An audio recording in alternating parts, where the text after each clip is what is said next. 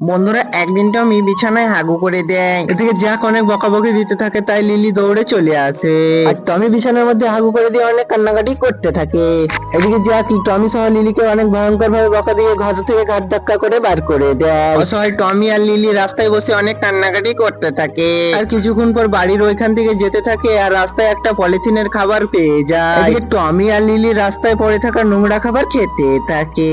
তারপরে কিছুক্ষণ পর রাস্তায় একটা লোক দেখে টমি আর লিলির ওপরে অনেক মায়া হয়। এদিকে লিলি আর টমিকে তার নিজের ঘরে নিয়ে চলে যায় এবং কিছুক্ষণ পর ঘরে এসে চিকেনের কাবাব খেতে থাকে।